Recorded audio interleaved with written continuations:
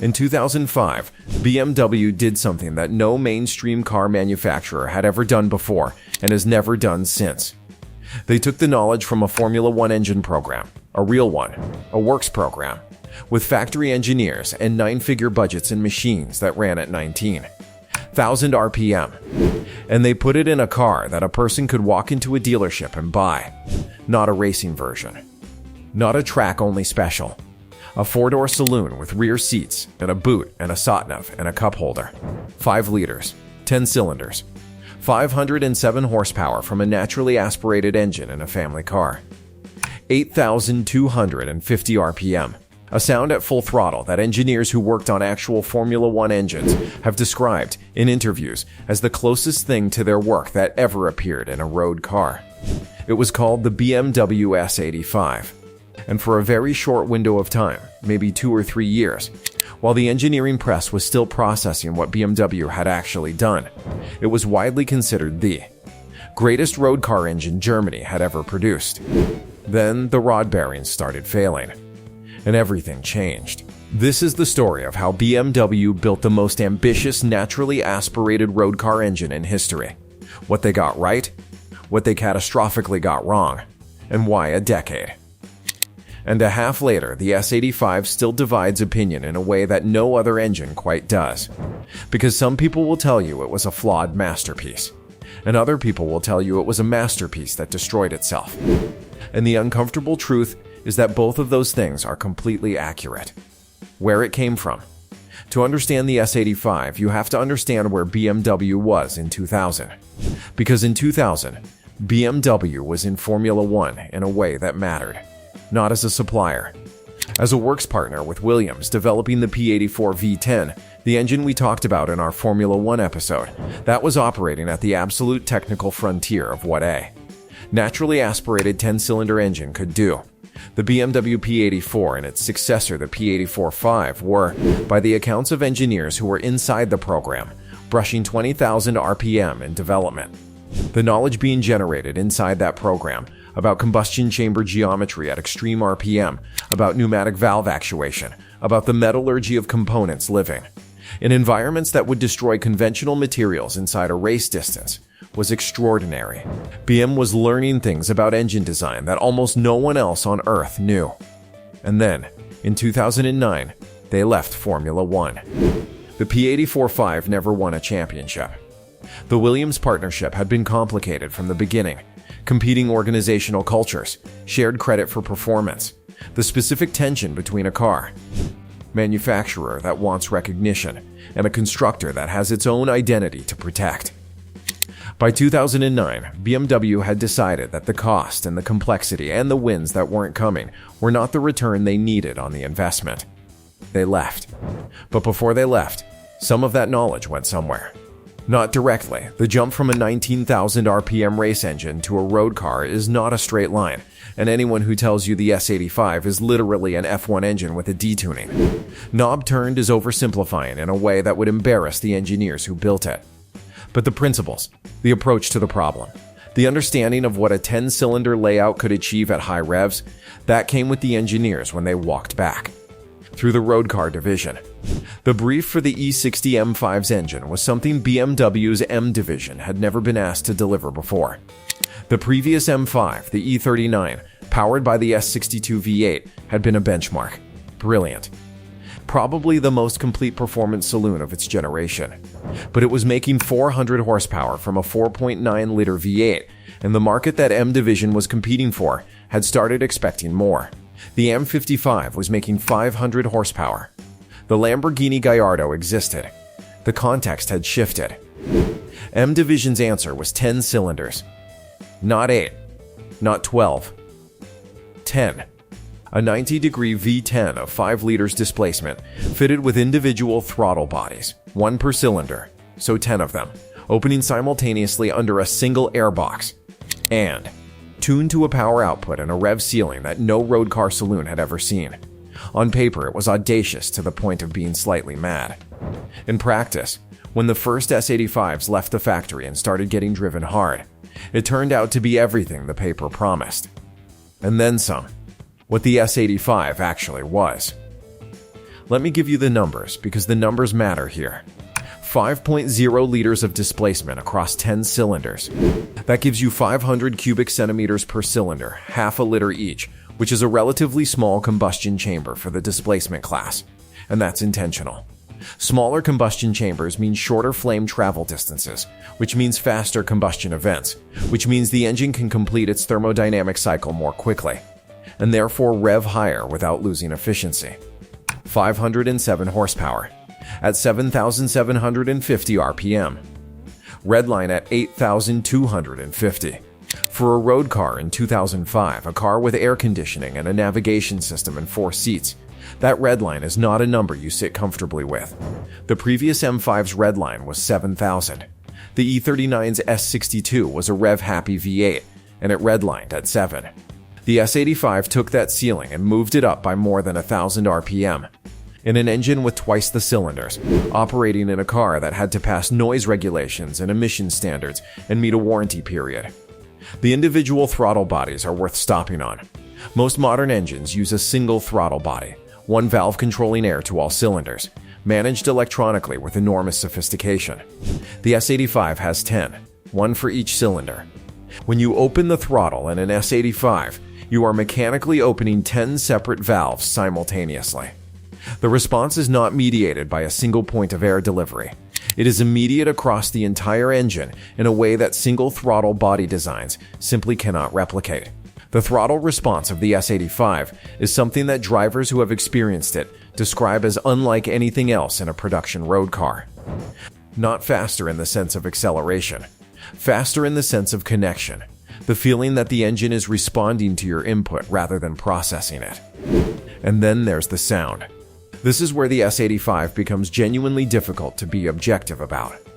Because the sound of this engine at 8,000 RPM is one of those sensory experiences that changes your frame of reference permanently. It doesn't sound like a V8. It doesn't sound like a V12. It doesn't sound like anything else that BMW or anyone else has put in a road car before or since. At low revs, it has a characteristic V10 burble, an uneven, slightly syncopated idle that you can hear through the firewall before you've opened the door. At high revs, it becomes something closer to a scream than an exhaust note. A high-frequency layered wail that the cabin of the E60 M5 contains but doesn't fully suppress, that at full throttle on an open road sounds like the car is trying to exceed its own physical boundaries. Engineers who worked on the P84 F1 engine have said publicly that the S85 at full throttle reminded them of their work. That's not marketing copy. Those are people who spent years listening to engines at 19,000 RPM, saying that the road car made them feel something familiar. By any measure, the S85 was Germany's greatest road car engine. There is a real argument to be made that it was the greatest naturally aspirated road car engine that any manufacturer anywhere had ever produced. The LT6 that GM built for the C8 Z06 is the only serious challenger to that claim, and it came almost 20 years later. So what went wrong? The fall. The rod bearings. That's where it starts. That's always where it starts with the S85 conversation, because the rod bearing failure mode of this engine is one of the most documented, most discussed, most painful engineering problems in modern BMW history. And it is inextricable from the S85's legacy, in a way that nothing else about the engine is. Here's what happens. The S85, like all high-revving naturally aspirated engines, is sensitive to oil viscosity and oil change intervals in ways that lower revving engines are not. At 8,000 RPM, the rotating assembly is moving faster than almost any road car engine ever built. The hydrodynamic oil film that keeps the connecting rod bearings separated from the crankshaft journals. That film that is, in practical terms, the only thing preventing metal from contacting metal at high RPM is under enormous shear stress. The film needs to be maintained. The viscosity needs to be right. The change intervals need to be respected. BMW's original recommendation was to change the oil every 15,000 miles, or annually, whichever came first. That interval is too long for this engine under hard use. When owners followed that schedule, as they had every right to do, because the manufacturer told them to, the bearings in certain cylinders, particularly cylinders 5 and 10, began to wear. Not immediately, progressively. Over tens of thousands of miles, the bearing surfaces degraded, the clearances grew, the oil film thinned, and eventually, without warning, the engine failed. The failure mode when it went was not subtle. Rod bearing failure in a high-revving engine at speed tends to announce itself with a knock that becomes a rattle that becomes a noise you've never heard a car make before, followed very quickly by oil pressure loss and then either the engine shutting down if you were lucky, or connecting rod material meeting things it was never designed to meet if you were not. The repair, assuming the block survived, was a complete engine out rebuilt. At a BMW dealer, that was a bill that regularly exceeded $10,000, in many cases significantly more. BMW knew about it. Not immediately, the failures took time to accumulate in sufficient numbers for the pattern to become undeniable. But by the time the E60 M5 was a few years into its production life, the service records told the story clearly. BMW issued technical service bulletins. They shortened the recommended oil change interval. In some markets, they extended the powertrain warranty on affected vehicles. They acknowledged the problem without quite using the language of a recall. None of that helped the owners who had already paid for the rebuild, and none of it repaired the S85's reputation in the way that a reputation, once damaged, needs repairing, which is to say, not through technical service bulletins, but through years of subsequent clean ownership experience that slowly rebuilds confidence. The S85 never got those years. It was in production from 2005 to 2010. By the time BMW had identified and communicated the maintenance requirements that actually protected the engine, the production run was nearly over. The SMG3 gearbox that most S85s were paired with didn't help. The single-clutch automated manual transmission was a legitimate performance gearbox for its era, faster than most drivers could shift manually, with paddle controls that in. Sport mode felt genuinely race-derived, but it was also jerky in traffic, demanding in stop-start conditions, and required an actuator rebuild that was expensive and eventually became a question of when, not if. The combination of a sensitive engine and a demanding gearbox meant that S85 ownership, outside of the pure driving experience it delivered, was a genuinely high-maintenance relationship, and the market reacted accordingly. E60 M5 values, which had held reasonably on the used market in the early years, dropped sharply as the reliability reputation solidified. Cars that should have held value as modern classics. Because the driving experience justified it. Because the engineering ambition justified it. Because nothing that came after. It felt remotely similar, instead became things that informed buyers were warned away from. You'd see them listed privately with recent rod bearing service as a selling point, which tells you everything about how the conversation around the S85 had shifted, what BMW did next, and what it tells you. The E60 M5 was replaced by the F10 M5 in 2011. The engine under the bonnet was the S63, a 4.4-liter twin turbocharged V8, 460 horsepower in its initial specification, later increased.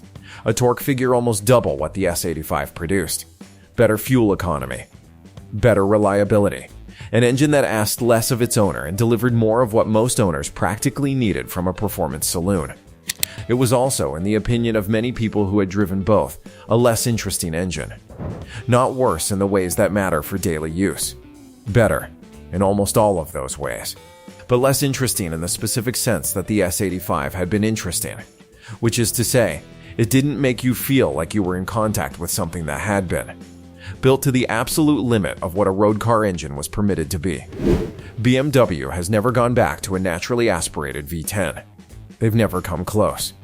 The direction of travel in their M division, as in every other performance manufacturer's engineering department, has been toward forced induction and higher torque and lower fuel consumption and electrification. The S85 was not a dead end in any evolutionary sense. M division continued to produce extraordinary engines after it.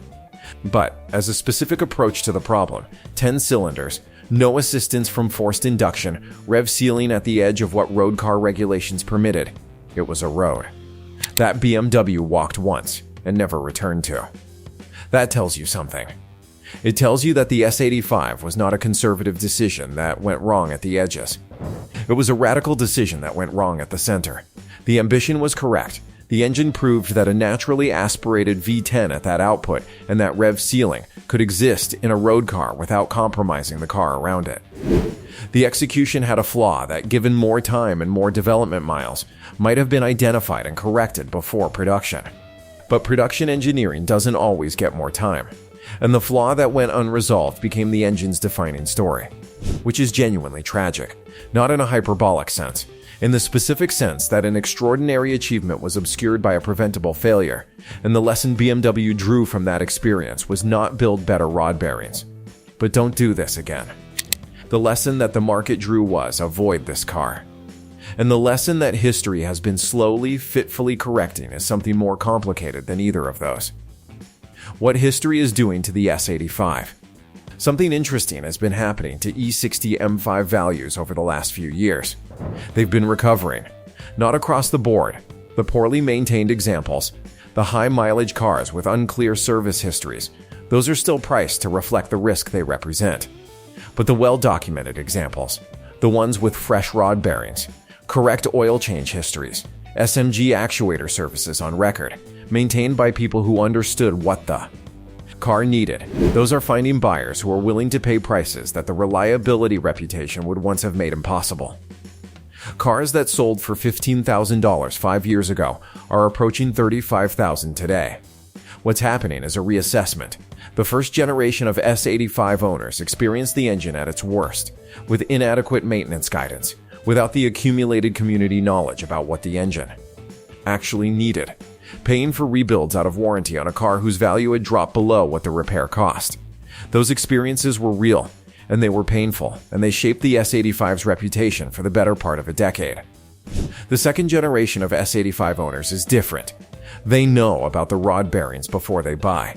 They know to change the oil every 5,000 to 7,000 miles, not 15. They know to run the correct viscosity, to warm the engine properly before putting it under load, to have the rod bearing clearances measured during every major service and replaced proactively rather than reactively. They bought the car knowing what it asked of them and decided the answer was yes. And what those owners are finding is that an S85 properly maintained is not a fragile engine. It is a demanding one. There is a difference. A fragile engine fails regardless of care. A demanding engine thrives when care is given and punishes when it isn't. The S85 was always the second kind. The problem was that for too many people in its production years, nobody explained that until after the damage was done. The greatest road car engine Germany ever built destroyed its own reputation through a bearing failure that the engineers almost certainly could have prevented with a shorter oil change interval and a longer development program. That's the S85 story, and there's no version of it that isn't at least a little bit heartbreaking. Because what the S85 proved, definitively and permanently, is that the concept worked. A road car with a naturally aspirated V10, an 8,000 RPM redline, individual throttle bodies, and 500 horsepower was not a fantasy. It was not an engineering impossibility or a regulatory impossibility or a commercial impossibility. BMW built one. It worked. It sounded unlike anything that had come before it. It drove unlike anything that has come since. The failure that followed was not the failure of an idea. It was the failure of execution in one specific area at a time when the window for correction was too small and the reputational damage too fast. BMW learned from it in the way that manufacturers learn from expensive public failures, by not doing it again. Which means the S85 is not the beginning of something. It is the only one of something. A configuration, a philosophy, a specific kind of ambition that appeared once in a production car and has not appeared since. There are people who have owned S85s, rebuilt them properly, and driven them for 100,000 carefully maintained miles. They will tell you without hesitation that there is no other road car engine like it. That the feeling of that engine at 8,000 RPM in a straight line on a quiet road is not something that any subsequent BMW, however fast, however sophisticated, however torquey its turbocharged replacement has come close to replicating. I believe them. Not because nostalgia is reliable. Because the S85 was built during a specific window, when BMW's F1 knowledge was fresh, when naturally aspirated output targets were still considered worth pursuing, when the engineering culture inside M division was willing to do something genuinely radical rather than something optimized, and that window is closed. What was made inside it was flawed and extraordinary and irreplaceable. And it sounded, at 8,000 RPM on a cold German morning, like nothing that will ever come out of Munich again.